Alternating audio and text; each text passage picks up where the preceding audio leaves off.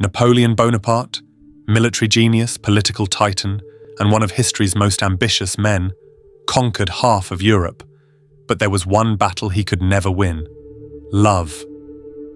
Despite his greatness, his personal life reveals a disturbing truth about human nature and desire. In this video, we dive into Napoleon's private letters, failed relationships, and brutal self-reflections to uncover an uncomfortable truth. Most women don't desire great men. They crave something far more ordinary and far more primal. Napoleon Bonaparte is remembered as one of the most powerful and influential figures in human history. A military prodigy, a master strategist, and a man who reshaped the map of Europe. Yet in the quiet corners of his personal life, he was haunted by an entirely different kind of struggle. When we peel back the curtain and read his letters to Josephine, we don't see a conqueror. We see a man unraveling. His words are drenched not in command, but in desperation. In his most private moments, he wasn't calculating battles or negotiating treaties. He was begging, pleading, and yearning for love. These letters are raw, emotional, and shockingly intimate. "I awake full of you," he writes. "Your image and the memory of last night's intoxicating pleasures have left no rest to my senses." In another, he declares, "I have not spent a day without loving you, not a night without holding you in my arms." These aren't the words of a man who commands legions. They are the whispers of someone desperately clinging to a woman who repeatedly slipped through his fingers. Despite being the most powerful man in Europe, he was helpless in the face of Josephine's coldness. He wrote again and again, sent flowers, gave gifts, even changed his plans for her, but rarely received the affection he craved in return. In fact, the more he gave, the colder she became. Napoleon was intoxicated not just by love, but by a woman who treated his obsession with boredom. The conqueror was conquered, emotionally. His identity, rooted in victory and dominance, was shattered by rejection. It's a painful irony. Napoleon could defeat empires, but he couldn't win the heart of the one woman he adored. His letters turned from passion to jealousy, and then to pain. He once wrote, "I am not happy. I am very worried. I love you, and I have no reply from you." That sentence from the man who reshaped the world is enough to make any reader pause. What emerges here is a paradox, one that many great men throughout history have shared. The very intensity that made Napoleon powerful on the battlefield made him vulnerable in love. He didn't love lightly. He loved fully, completely, and almost self-destructively. And the more powerful he became in the world, the more powerless he seemed in his relationship. Josephine, who had affairs and often ignored his letters, had a strange kind of control over him. While he was obsessed with conquest, she was unmoved by it. And in that dissonance lies a disturbing truth about human desire. Emotional dependence and greatness often repel, rather than attract. Josephine de Beauharnais was not easily impressed. Born into French aristocracy and shaped by the chaos of the Revolution, she had learned to survive through charm, manipulation, and social navigation.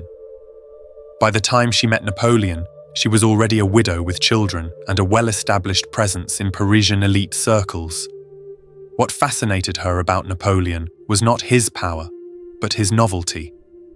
He was young, ambitious, and unlike the other men she had known, but crucially, she never truly saw him as an equal partner.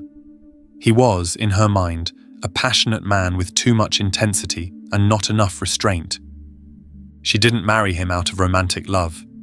She married him because it was convenient, and because he promised a rising star she could ride alongside. As his power grew, so did her indifference. While Napoleon was away conquering Egypt, she was throwing lavish parties and engaging in open affairs in Paris. When he wrote her pleading letters filled with longing and insecurity, she often didn't reply, or replied with cold, measured detachment. To Josephine, Napoleon's greatness was never the source of attraction. In fact, the more powerful and obsessed he became, the more suffocating she found him. And this reveals a brutal psychological truth. Many women don't want a great man in the sense Napoleon understood it. They don't want a man obsessed with legacy, with conquest, with destiny. They want connection, lightness, and emotional presence. Napoleon didn't offer that. He offered intensity, ambition, and obsession. He saw love as a battlefield, a thing to be won, when Josephine saw it as an experience to be enjoyed or discarded at her whim. He built empires. She wanted freedom. He wrote sonnets of devotion. She barely responded. In many ways, Josephine treated Napoleon like a man trying too hard, because he was. And that became the deepest irony of their relationship. The more he begged for her love, the less desirable he became in her eyes. Women like Josephine are often drawn to charm, confidence, and control, but not the control that dominates nations. The control that dominates a room, that makes you feel seen and playful and pursued without being overwhelmed. Napoleon's obsessive love was, to her, a burden. His greatness was a shadow that cast itself over her life, and she didn't want to live in that shadow. She wanted light, not intensity. Their relationship exposes something timeless and painful. Greatness may command respect, but it rarely commands love, especially when that greatness turns inward and becomes need. Josephine, in her indifference, held all the power. And Napoleon, the man who bent Europe to his will, found himself powerless in the one place that mattered most to him: her heart. Power, in theory, should be the ultimate attractor. From ancient myths to modern media, we are told that strength, dominance, and achievement are magnets for admiration and desire. And in many ways they are, from a distance. But when that power enters into the realm of intimacy, everything changes. The qualities that make a man great, his vision, his intensity, his refusal to settle for mediocrity, are the very things that can make him difficult, even unbearable, in close relationships. This was Napoleon's fatal flaw. He believed that being the most powerful man in Europe would make him irresistible to the woman he loved, that if he just conquered enough lands, defeated enough enemies, and rose high enough, she would finally look at him with admiration, awe, and desire. But he misunderstood something fundamental. Most people are not attracted to greatness up close. They're intimidated by it. Psychologically, power does not comfort. It confronts. It forces others to question their own lives, their own limitations, their own insecurities.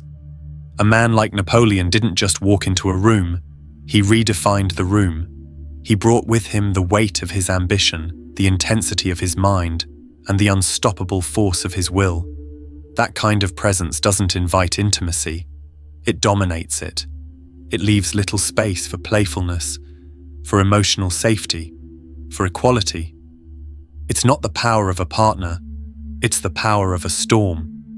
For many women, and indeed many people, what they subconsciously want in a romantic relationship isn't someone who towers over them psychologically or intellectually, but someone who reflects them, someone who offers comfort, familiarity, and predictability. Great men rarely offer those things. They are restless. They are driven by vision rather than stability. Their minds are often somewhere else, thinking about legacy, empire, ideas, creation. And when that mental world becomes more important than the emotional one, partners can feel like side characters in a story that isn't theirs. Napoleon didn't realize that his very presence could feel suffocating. His letters reveal this clearly. He was constantly worried, constantly writing, constantly trying to control the emotional situation with Josephine the way he controlled the battlefield. But love doesn't work like war. It can't be commanded. It can't be won through intensity alone. And his obsession, far from attracting Josephine, pushed her further away. She didn't want a man who needed her like a drowning man needs air. She wanted someone who made her feel desired, but not overwhelmed. Important, but not consumed. And this isn't just about Napoleon. History is filled with men who discovered this same painful truth. The very qualities that made them admirable from afar were unbearable up close. Power is cold, greatness is isolating, and the higher a man rises, the fewer people are capable of relating to him, not because they are lesser, but because the psychological distance becomes too wide. People don't just want to look up to their partner, they want to feel seen, understood, safe, and great men, consumed by vision and burdened by responsibility, often fail to offer that. There is a tragic pattern that runs through history, a pattern of great men who were left lonely, abandoned, or emotionally starved in love. It's easy to think of them as too obsessed, too distracted, or even too arrogant. But the truth is deeper than that. These men often loved deeply, passionately, sometimes recklessly. Their capacity for emotional intensity was immense, but it was also overwhelming. They didn't know how to love halfway. They loved like they led, completely, obsessively, without retreat. Think of Leo Tolstoy, whose wife accused him of emotional tyranny, even though he poured his soul into his writing and his spiritual evolution. Or Friedrich Nietzsche, whose love for Lou Salome went unreturned, leaving him emotionally shattered and forever alone. Beethoven, who composed some of the most beautiful love music in history, died without ever finding a woman who truly loved him back. Even Vincent van Gogh, whose letters to his brother reveal a soul aching for connection, was never accepted in love. These weren't just artists or thinkers, they were men with an extraordinary capacity to feel. And yet, their love stories ended in silence, rejection, or madness. Why does this keep happening? Because most people are not looking for depth. They're looking for ease. Great men live in the depths. They wrestle with ideas, with visions, with questions that terrify others. They often dwell in emotional chaos because that chaos is where creation is born. They don't switch off. They don't settle down. They rarely offer what romantic partners want most: peace. They offer intensity, purpose, transformation, but not peace. And while these things sound attractive in theory, they often feel unsafe in practice. Romantic love, for many, is not about admiration. It's about emotional resonance. It's about being seen not just for your accomplishments, but for your ordinary humanity. But great men often struggle to show that humanity. Or when they do, it comes in overwhelming bursts, like Napoleon's letters, so intense that they feel like a tidal wave. And what happens when you flood someone emotionally? They run, they shut down, they seek simpler waters. This is the tragedy. Greatness demands sacrifice. It requires obsession. It burns with the fire of destiny. But love, lasting, mutual love, requires something else. It requires presence, emotional balance, and a sense of equality. These two forces often pull in opposite directions. That's why so many great men loved without being loved back.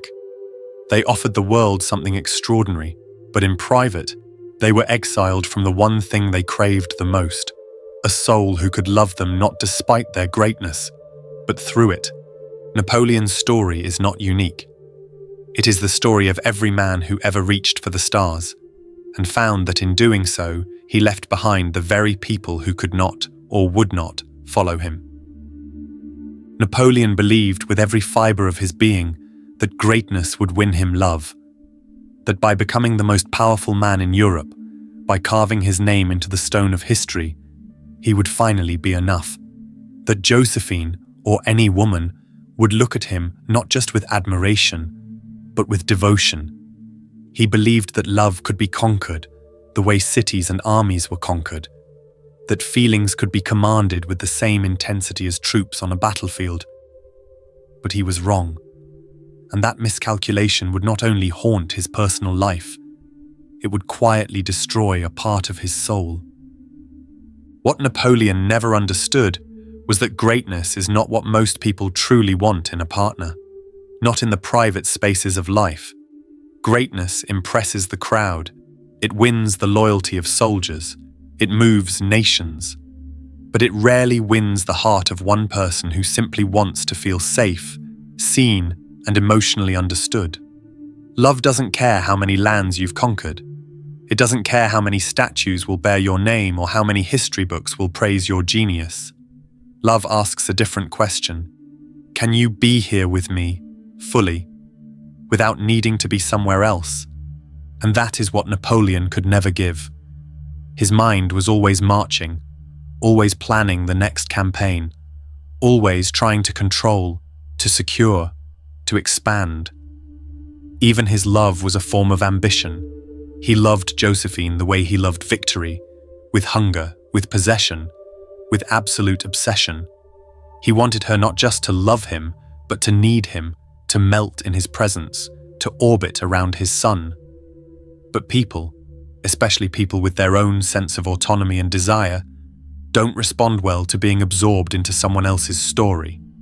Josephine didn't want to be conquered. She didn't want to be dominated by a man's greatness. She wanted lightness, freedom, attention that wasn't tainted by need or desperation. In her eyes, Napoleon's obsession wasn't romantic. It was suffocating. His greatness didn't make him desirable. It made him heavy. She saw through the armor, saw the vulnerability underneath, and instead of embracing it, she turned away. She betrayed him, not because she was cruel, but because she was human. She wanted something he couldn't give. Emotional calm, not emotional conquest. This is the heartbreak that many great men face. They believe that once they arrive, once they've proven themselves to the world, they'll finally be loved. They think love is the reward for success. But love doesn't work that way. In fact, the very path to greatness often requires the kind of self-neglect, solitude, and emotional tunnel vision that makes healthy love nearly impossible. And when they do offer love, it's often in massive, overwhelming doses, because it's been suppressed for so long. That intensity, that desperation to be seen and held, can feel like emotional weight to those who aren't prepared for it. Napoleon was not weak, but in love, he became weak because he allowed his emotional needs to consume him. He couldn't understand why Josephine wasn't moved by his sacrifices, his devotion, or his empire. He couldn't see that love isn't inspired by pressure, it's inspired by presence. The tragedy is that he was trying to buy love with things love doesn't value: power, status, and historical relevance. But love is blind to those things. It listens to tone. It feels safety. It senses calm. And for all his victories, Napoleon never learned how to simply be still, to connect without overwhelming, to love without controlling. What he never understood is that most people don't want to climb the mountain with you. They want you to come down from the mountain and sit beside them for a while. They want warmth, not ambition. Connection, not conquest. And the higher you climb, the lonelier you become. Not because others are unworthy, but because they're not climbing. They're living, they're laughing, they're falling in and out of love in simple human ways. And the man who trades all of that for a throne often finds that the throne is colder than he ever imagined. Napoleon's greatest defeat wasn't on the battlefield. It wasn't at Waterloo. It wasn't in exile. It was in the quiet, aching realization that the one thing he wanted most, a love that met him with equal depth and fire, was never going to be his. Not because he wasn't enough, but because what he offered, most people don't know how to receive. Greatness isn't love. It's not even close. It's a weight, a burden, a fire that burns too bright for most to hold. And those who carry that fire often do so alone. This is the exposed truth behind the myth. Napoleon didn't just lose Josephine. He never truly had her. And in the end, he was just a man, writing letters to a woman who stopped reading them, hoping that the echo of his greatness would one day be enough to fill the silence. It never was.